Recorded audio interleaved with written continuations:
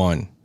Today I'm joined by the one and only BK Brawler, Bobby Karalla from DLLS, to talk about the winner of this Mavs season, the loser of this Mavs season, and so much more on today's Locked On Mavs. Stop it! Stop! The number one pick will go to the Dallas Mavericks. Cooper Flagg will fly in Dallas. Dogs, all of us, all five. You are Locked On Mavs, your daily Dallas Mavericks podcast. Part of the Locked On Podcast Network. Your team every day. I want to get a city like that. You are locked on the Dallas Mavericks. My name is Isaac. I'm one of your co-hosts, covering the Mavs for the last 10 seasons alongside my friend Nick. Today's episode is brought to you by FanDuel. Football season's right around the corner. Visit FanDuel app today and start planning your future bets now.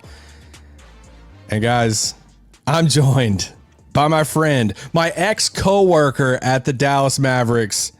Now he's killing it over at DLLS. The BK Brawler, Bobby Karalla.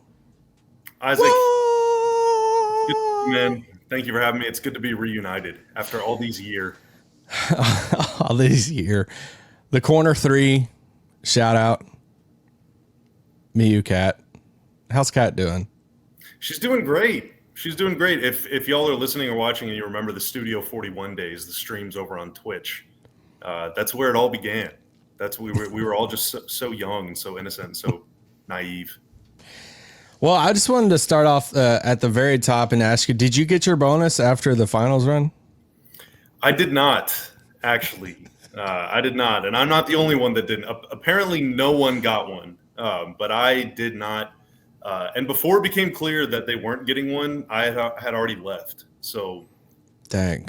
I would have been happy for my former coworkers had they gotten one, but I would have been a little salty if they got one and I didn't.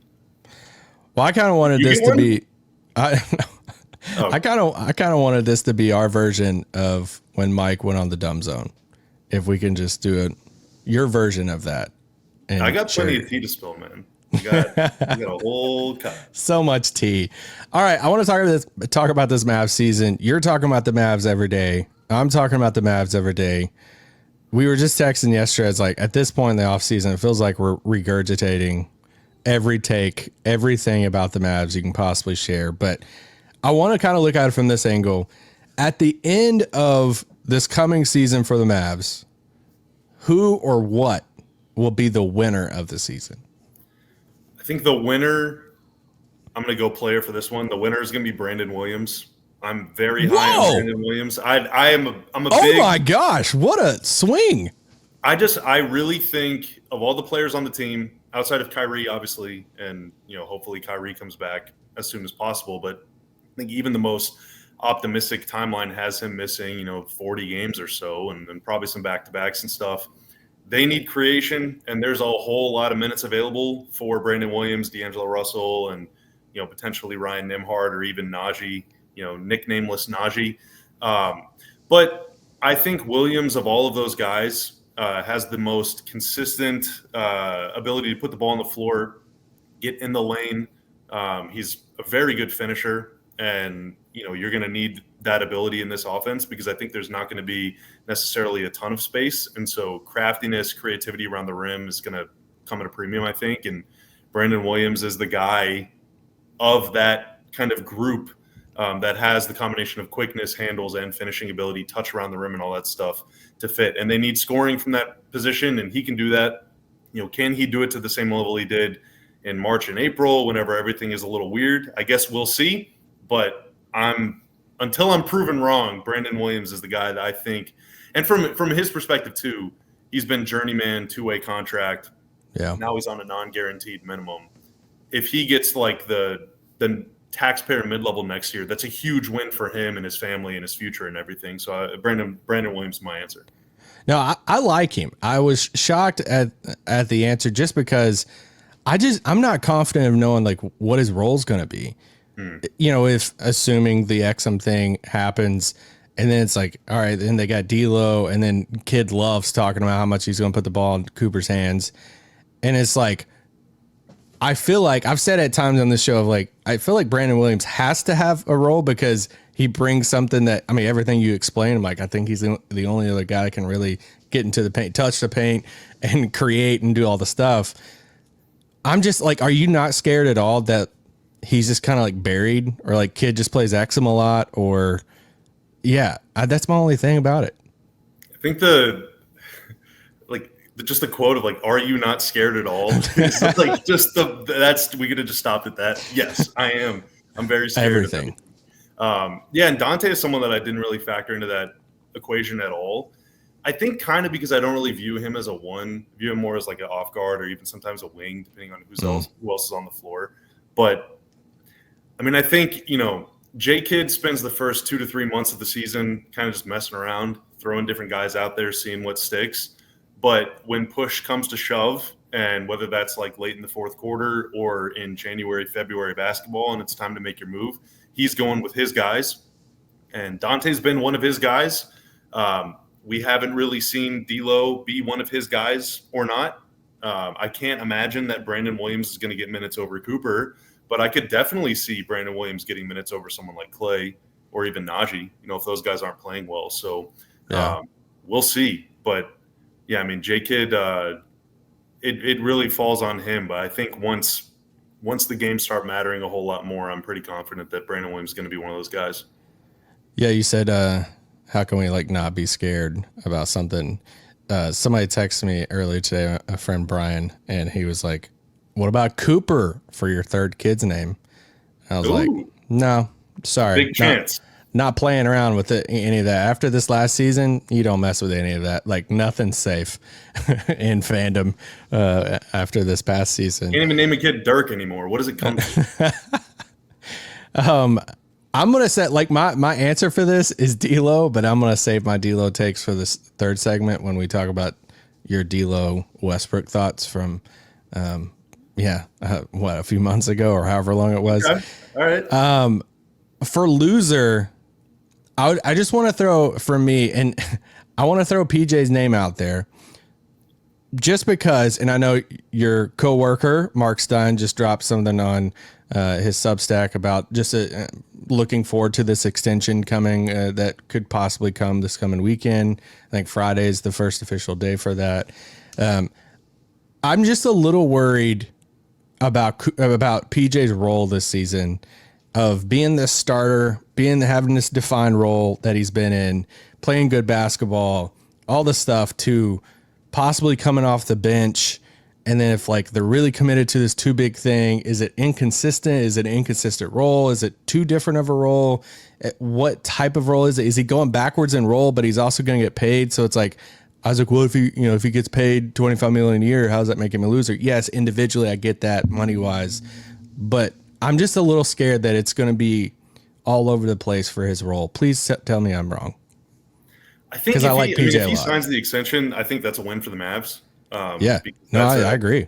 Compared to the guys that are making that level of money, I think he's better than almost all of them, if not all of them, almost no matter what his role is. And my bigger worry for him would be if he doesn't sign the extension and still comes off the bench all year, is he going to be like, going to get me out of here, to where he can go start somewhere?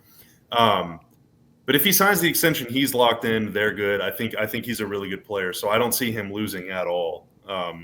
Okay, good. Yeah. So I'm a PJ optimist. I'm definitely huffing the hopium. I think the loser of this season could be, if it goes really poorly, it could be like everyone that works in the front office. It could be fans. It could be you and me, and even Nick. Content creators. But it's hard for me to think of any players that could like really lose this season, because at this point, like, everyone on this team is either going to be on a long-term contract. Everyone that is like, of some stature in the league is going to either be on a long-term contract or is going to be on the other side of like 32, 33 to where they've made all their money. Like, I don't see anyone outside of maybe D'Lo, if things go really sideways, like costing themselves much money or much of a future in the league. So I think, that said, this team is about as like all in, cut the brakes on the train car, and we're like zooming toward that waterfall and that cliff edge as can possibly be. But I think all of that pressure is on the front office, at least for what that's worth, not in the locker room. All right, we're going to take a quick break, and then we'll be right back talking about the loser for this Mavs season and much more. This podcast is brought to you by our friends at FanDuel. August 26th is officially FanDuel Futures Day, a brand new holiday for football fans who live for bold predictions and preseason hunches. For just 24 hours, FanDuel is giving you the deals on NFL season predictions. So whether you're calling your MVP, eyeing a long shot division winner, or ready to crown your Super Bowl champ before week 1 even kicks off, this is your moment. Man, if you're looking at crowning a champion in August, I don't know who I'm looking for. Oh, no, I'm looking at my favorite team out there. That's the Baltimore Ravens. I'd love to look at those odds on FanDuel. MVP race. Let's just go ahead and chalk that up to Lamar Jackson. He should have won it last year over Josh Allen. And yeah, so there you go. If you're confident in that, like I am, go to FanDuel. Visit the FanDuel app today. Start planning your futures bets now, because Futures Day is one day and one day only. FanDuel, play your game. Shut it down! Let's go home! Guys, I want to make a plug really quick for our survey, our fan survey that's happening right now. I think today is going to be the actual last day of this survey. This is where we're asking if you are a Mavs fan, you've been a Mavs fan, maybe you're no longer a Mavs fan, or maybe you have a Mavs fan in your life, send this survey to them. It's in the description of the podcast, whether it's YouTube or an audio platform that you listen to your podcast. Send the survey link to them. It's a Google form. It's like 20, 25 questions. It'll take you 5 minutes max, probably more like 2 to 3 minutes. We want to capture the most Mavs fans possible. WFAA has been sharing it and stuff with their website and everything. So make sure you fill out this survey today. And yeah, and we're going to talk about all the results in the coming week of how you guys feel as fans. All right, let's keep talking. Is there a chance? I mean, I don't want to do like the negative side here, but is there a chance where, like, if AD has like nagging injuries this coming season, that it's the AD is like a loser of this season? Could be. I mean, he's locked in financially, but I feel like he's kind of underrated now. And what a weird, impossible situation for him to come back in that type of deal for probably the first time in his life, being like not valued at what he's been since early high school, probably.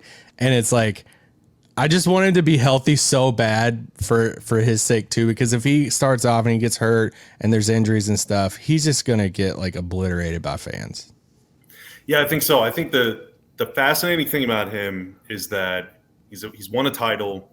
He's made a million all-star teams, all NBA teams. He's very decorated players, won gold medals, all that stuff. He's on the 75th, anniversary team. Yeah.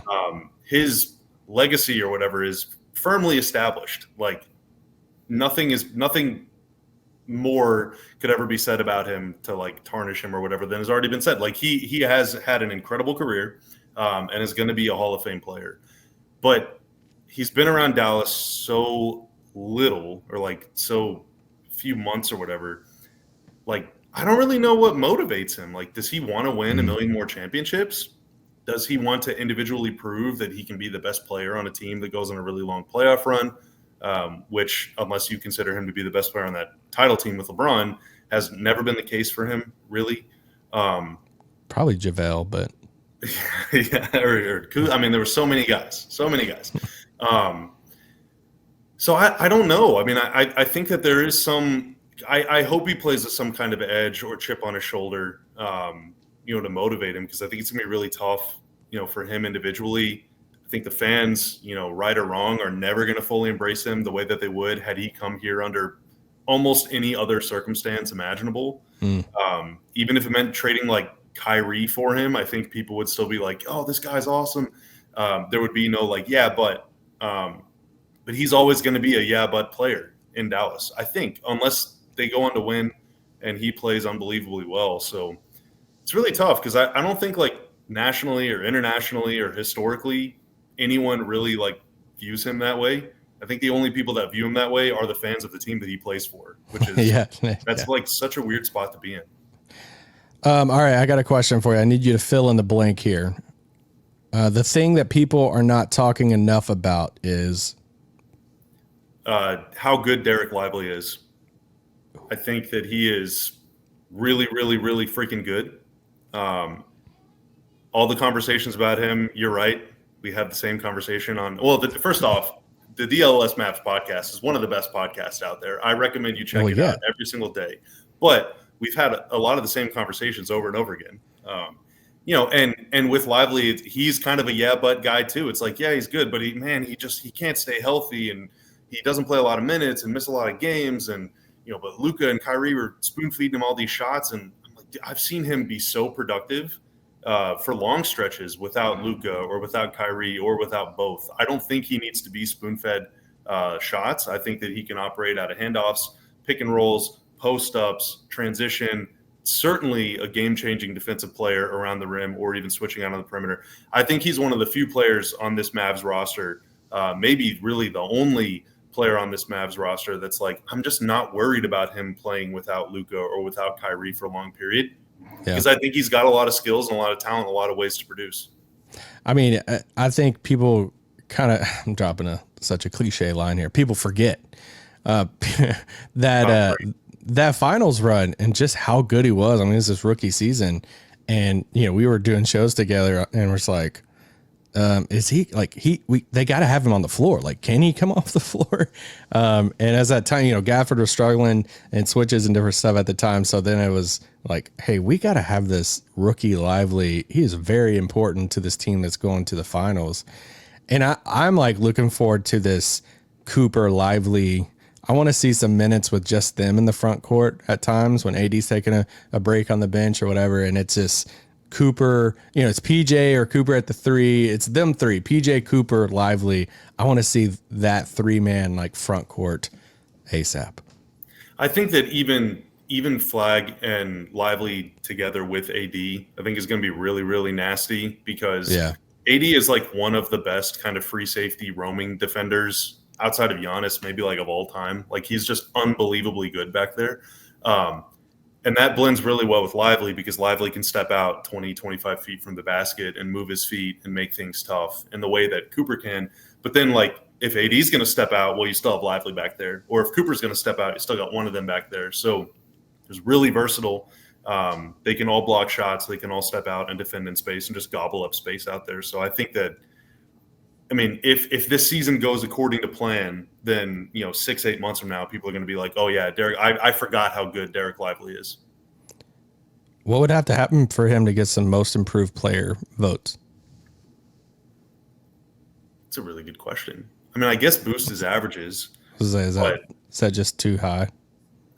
Yeah, probably. I mean, that's tough, because like, he was a starter on a finals team. How often do we see those guys get?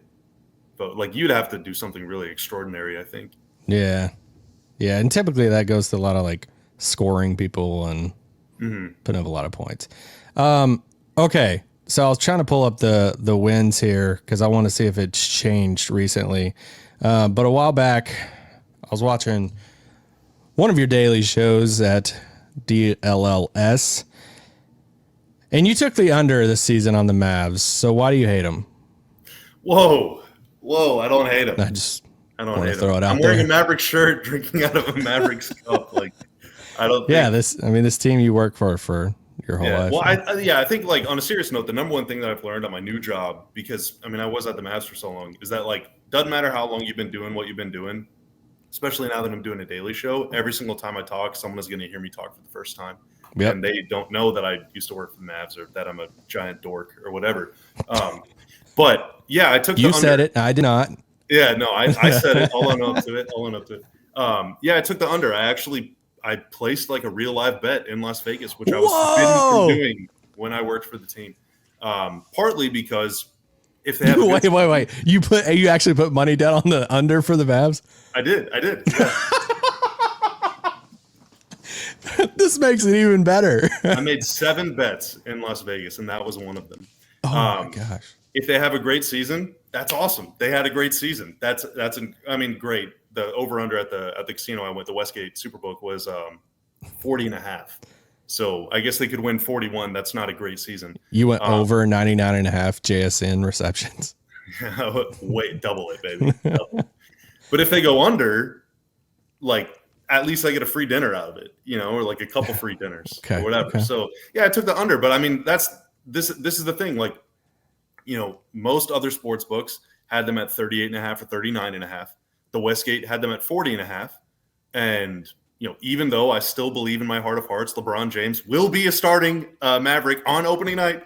I am not sure that in the West, I'm not sure that they have a clear path to going 500 unless Cooper is amazing or AD plays, 65, 70 plus games, which he's only done once or twice in the last few years, several years now. So, I think every game that Kyrie and AD both miss is going to be really, really tough for the Mavs to win. And I see them both missing a lot of games. So I took the under, and I hope I'm wrong. But if I'm right. Do you, though? You have money on the line.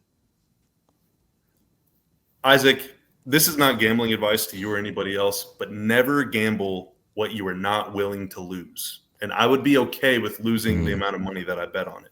I'd be happier if I got that money back and then some. But if they went over, they could go to the playoffs, and then Jalen could get a bonus. I don't think that any of our Mavs friends will ever get a bonus again. That's my bold prediction, unfortunately. All right. I want to. I'll answer this question of just the lack of creation for a lot of the stuff that Bobby was saying about Brandon Williams. It's with Kyrie and stuff out. I'm a little bit more of a believer in D'Lo this season for the price that he came in at, but I am not. It has made me feel a little uncomfortable with the amount of, hey, we're going to make Cooper feel uncomfortable talk of, hey, we're going to put the ball in his hands. He's going to be another like pseudo point guard type of guy. Obviously I'm not the coach. I selfishly just don't want him in that role right now. I want him to play off the ball. I want him to play to 2, 3, however you want to, frame that. However, Rashad Phillips wants to like create the position to do that. I'm just kind of scared of him playing that role. So I don't know. The overall lack of creation on offense, I'm scared that at times we're going to look at it and it's going to make me feel like I'm watching Orlando from last year or 2 years ago. And it's just like, I would watch them on League Pass and I would legitimately get pissed because I was like, why is this so clunky? Why is this not like flowing? Like, y'all have good players out there, but this just isn't working offensively. And I just don't want that to happen for the Mavs. We're going to take a quick break and then I want you to respond to that if you agree or disagree. This podcast is brought to you by our good friends over at Open Phone. If you're running a business, you know that every missed call is money left on the table. Think about the last time you had an urgent need, maybe for a plumber or a service provider. If the first person didn't answer, did you wait? I know I don't. I don't ever wait on something like that. You moved on. Yes, I did. And that's why you need Open Phone. Open Phone is the #1 business phone system built to streamline and scale your customer communications, all from an app on your phone or computer. It lets you manage business calls and text from a single app. You have a shared inbox, which is a game changer, and they have an AI agent that handles after-hour calls. Man, that's like your own personal secretary AI there. OpenPhone is offering listeners 20% off your first 6 months at openphone.com/LockedOnNBA. That's OpenPhone.com/LockedOnNBA. And if you have existing numbers with another service, OpenPhone will port them over at no extra charge. OpenPhone, no missed calls, no missed customers. Shut it down! Let's go home! All right, Bobby, we're back. I just did a whole thing on the lack of creation for the Mavs.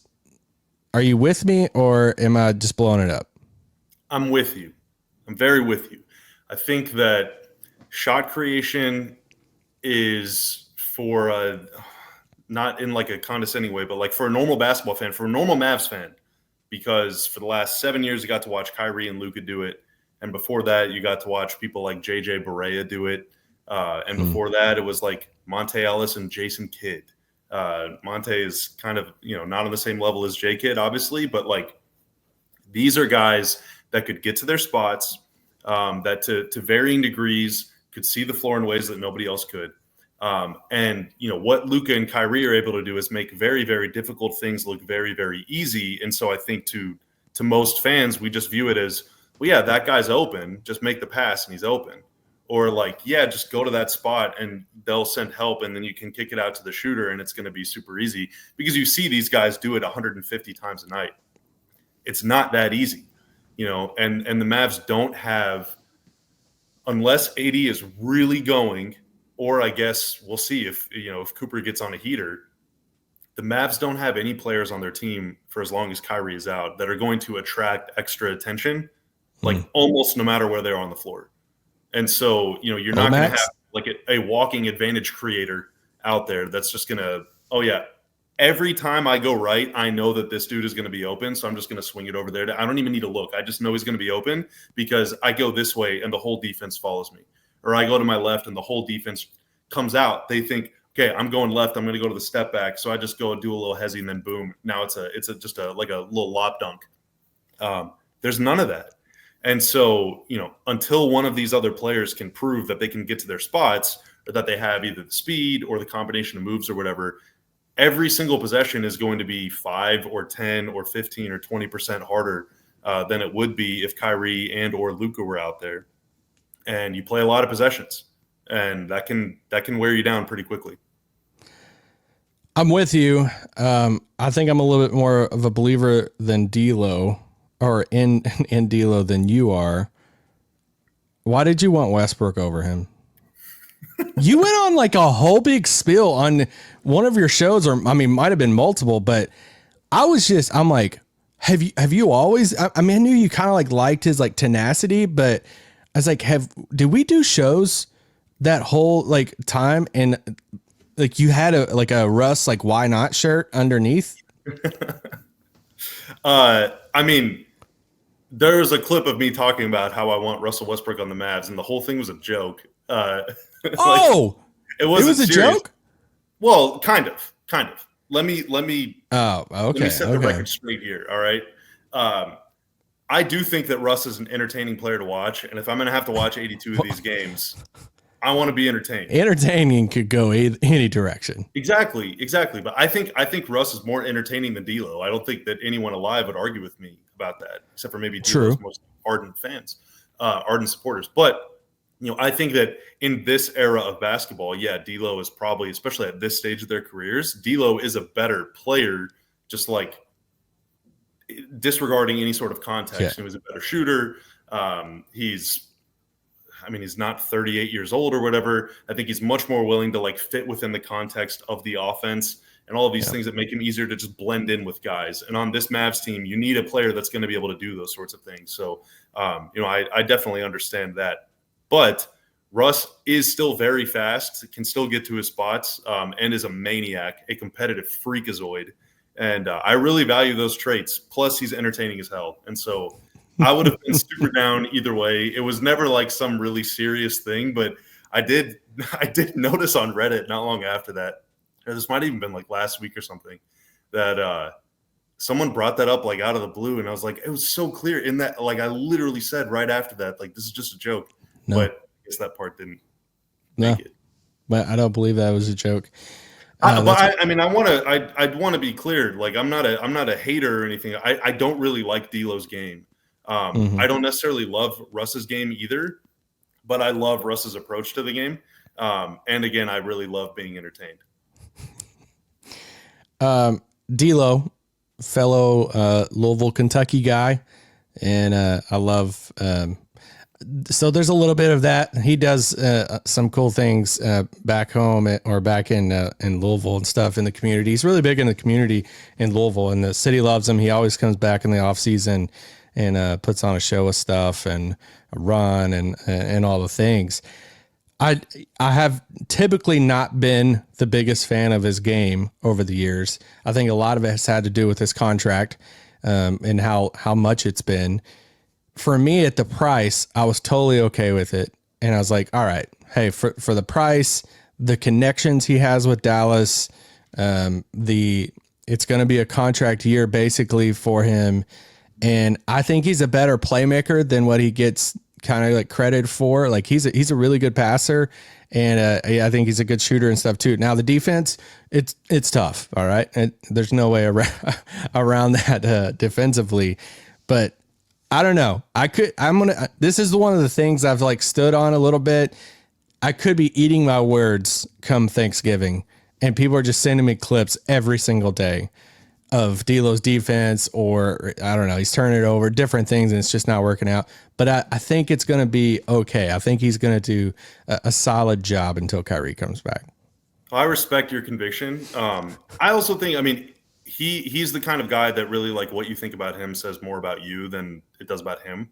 Like, even in the games he plays great, he's going to do 5 or 6 things that are clippable, that are silly mistakes. And even when he plays poorly, he's going to do 5 or 6 things a game. They're like, man, that was a really great pass. He's a talented player. I think my issue, more than just like whether I think D'Lo is good or not, my issue, and I've tried to be clear on this over the course of several months or whatever, is that the Mavs were willing to just say, we think that we can replace Kyrie, or at least hold the fort down with a taxpayer mid-level player and maybe another min guy.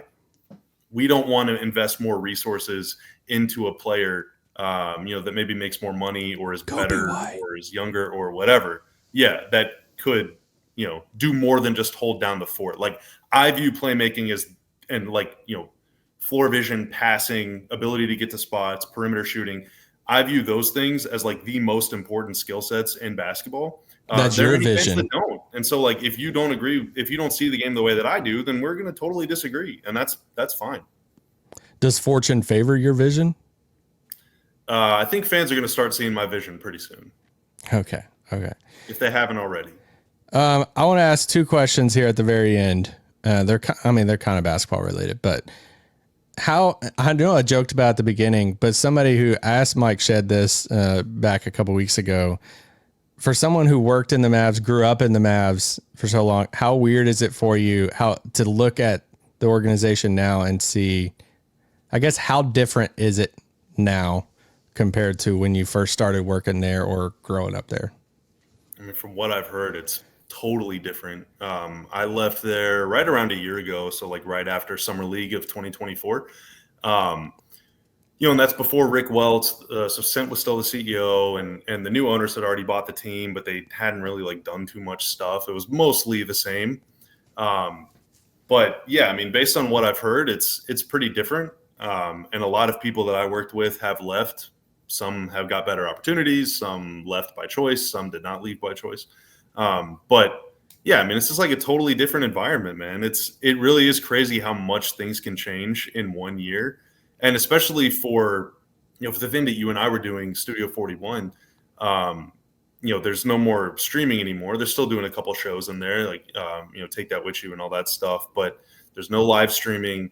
Mavs TV is a thing. And so that's like a huge focus of the production staff. Some of the people that would have been helping us out in the studio are now doing that instead. It's just like Machine isn't there anymore. Like, it's just like, it's a totally different place. Like, it feels almost like it's been 5 years or 10 years since I've been there. When I asked Shed about it, he was talking about how he ran into Dion Calhoun in Vegas, and how Dion was like, man, ain't nothing the same anymore there. And it's kind of crazy. I go back to when the Lakers came into town, and Dorian was kind of warm up. He was super pregame. And this sounds like it's like some flex or anything. This is literally the only player that I like have any type of like, hey, I know you type of thing. But Dorian came over and like dabbed me up. He's like, dude, who would have ever thought? Like, we went from interviews and now I'm on the other side. And I was like, well, now I just want to go cry in the bathroom, Dorian. And now you're in Houston and all this stuff down the street. You're a little bit closer. Okay, on the DLLS note, you've been doing shows every day now. What is something you've learned about talking Mavs every single day? I mean, you used to always talk Mavs every day, but it might not have always been streamed live every single day. What is something you've learned about doing Mavs podcasts or shows every day? The biggest thing that I've learned, and the biggest thing that's different just from doing the stuff that we did, and that I did, was there, I always had the ability to pull up a video or like pull up a website and I was totally in control of what I was showing you. And so like if I messed up, I could just rewind, or if I really wanted to stop down and like I wanted to hold the ball for 2.5 minutes on why the angle of this screen is so important, and you're going to see, and I'm going to bring out Epic Pen and draw it and everything. But now I can't hold the ball because Tim Cato's too busy holding it. That guy's telling story after story after story. But yeah, I don't have the visual aid, and so it just changes the way that I talk about it. I can't point things out because if I did, I would get a copyright strike on the channel. I'd probably be fired in like 30 seconds. So it's way different, but yeah, I mean, I think that's the biggest thing is, you know, not being able to show stuff and also staying on time for ads. That's really important. I have a greater appreciation for how tight y'all's show is, because we have to do an hour, and sometimes it feels like we're running out of time. Sometimes it feels like we're stalling for time, but either way, we got to hit those ad breaks right at 15. And that's pretty tough. Y'all do so many ads over there. It's just so. Okay, I don't want to hear that. You know that's a lie. We do 6 minutes of ads for every hour of content, Isaac. Do you ever feel like Stein's like not listening to you? He's just like on his phone and you're like talking and you're like, are you listening to us right now? Yes, and he will also admit that, because half the time we throw it to him, he's like, "What, guys? I'm sorry." What? He just kind of like looks at, he's got 2 phones and a laptop, and like all the font is really big. Like he's just scrolling all the time. Like that dude is more addicted to content than I am, and that's saying something. Is he just like telling you something? He's like, "Hey, this trade's about to happen," and you can't like say anything. He's let me in on a couple scoops. But no, he keeps everything so tight to the chest. He has so many secrets. I just know it. He knows where the bodies are. Dude, yeah. I have actually, I'm not going to say what it is, but I have told him a couple things that he didn't know. And that was like the proudest moment of my life, when I told him something he hadn't heard. Stats before. Don't count. No, not stats. This is like, like goss. The T. Yes. All right. Well, Bobby, I love the work that y'all are doing over there. Tim and Kevin and Stein and people like Katya behind the scenes, and your Cowboys crew that's been killing it through training camp and all of that stuff. So love what you're doing. Guys, go listen to that. That's every single day, Central Time, noon, right? Yeah, we also do pre and post game shows. So once the season starts, it'll be a slightly different time. But yeah, pretty much every Monday through Friday at noon. It's an hour-long show. And this upcoming week actually is our 1-year anniversary. So definitely. Oh my gosh! If nothing else, we're gonna have on the Mavs show. We're gonna have a pretty special guest, and it's gonna be a very interesting conversation. I can promise you that. A year? That's crazy. It's been a year. Well, congrats on the year. Excited to see all the stuff you guys cook up for this coming season, and you guys watch the show on Friday too. I'll be back tomorrow. Actually, tomorrow. Yeah, I'll be back tomorrow, and yeah. Peace out. Now we just sat here in silence as I listened to Bobby. Go Pokemon.